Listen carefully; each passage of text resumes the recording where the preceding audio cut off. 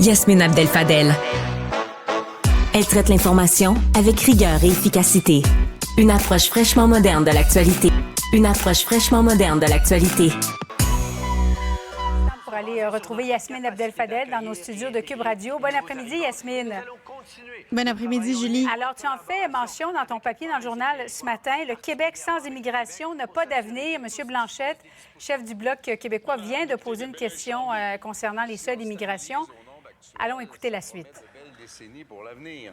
J'ai l'impression qu'on vient de réentendre la fin de la dernière session. On en commence une nouvelle. Faisons-le avec un état d'esprit qui aura évolué.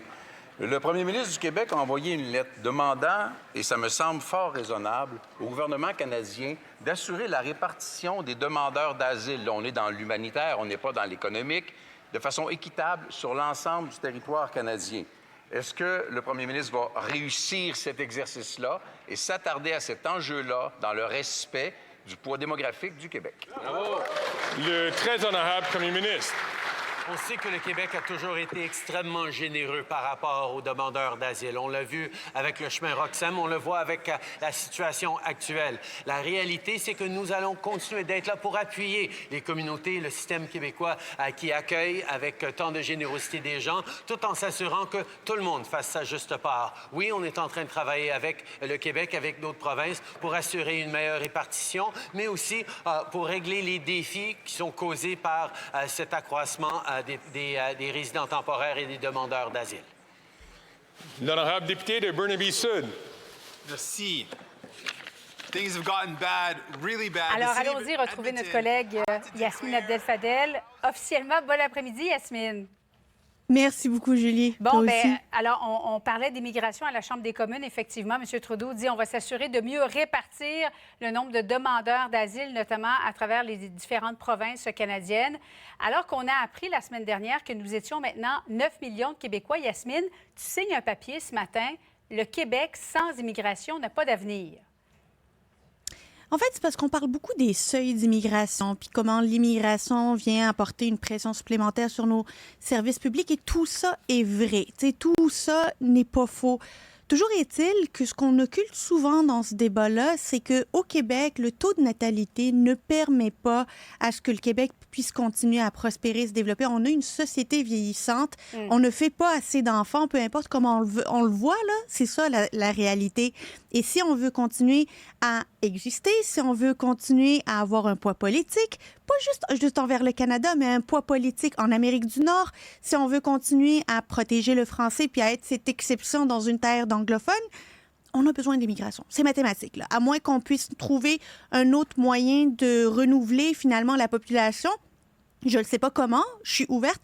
Moi, les seuils d'immigration, là, si on dit calculons notre capacité à intégrer, à franciser, à accueillir dignement, puis que notre capacité est à 10 000, super, ça sera à 10 000. Si c'est à 30 000, super, ça sera à 30 000. Faisons-le de manière objective, dans notre meilleur intérêt comme population. Pas le culte du ressenti que « Ah, je ne sais pas si j'aime l'immigration ou j'aime pas l'immigration ». L'immigration, c'est le gage de l'avenir du Québec. Ça, je pense qu'il faut le dire et le redire parce qu'on ne renouvelle pas notre population autrement. On ne fait tout simplement pas assez de bébés. Oui, ça c'est vrai, Yasmine. Mais en même temps, ça donne quoi de mettre un seuil lorsqu'on parle, par exemple, de 35 000 immigrants permanents alors qu'on en accueille un demi-million d'immigrants temporaires? Ça n'a aucun bon sens. Évidemment que ça n'a aucun bon sens. Cette immigration massive est mal contrôlée, mal gérée, mal reçue, mal intégrée et, au bout du compte, ne remplit pas les objectifs qu'elle est supposée remplir. Pas juste nos objectifs à nous pour le renversement de la tendance démographique, mais aussi les objectifs de ces immigrants-là qui se déracinent de là où ils viennent pour venir nous rejoindre en pensant qu'ici, tout va bien se passer. Donc, finalement, on sacrifie des générations d'immigrants qui ne font pas un bon parcours. C'est pour ça que j'en appelle à une planification, un meilleur contrôle de cette immigration-là, parce qu'on a tout à gagner à la réussir. C'est pas juste les immigrants qui ont tout à gagner à réussir leur immigration. Nous aussi, on a tout à gagner à en recevoir le bon volume et à donner les outils nécessaires pour pouvoir réussir finalement à atteindre nos objectifs tant démographiques qu'économiques, évidemment. Yasmine, il y a 7 ans, jour pour jour, un homme armé faisait éruption à la Grande Mosquée de Québec, tuait 6 personnes. Il y a énormément de personnes également, je pense qu'aux alentours de 8 là, qui ont été blessées physiquement. Ça a laissé 17 orphelins aussi. Qu'est-ce qui explique, selon toi, 7 ans plus tard, qu'il y ait néanmoins une augmentation des discours haineux au Québec?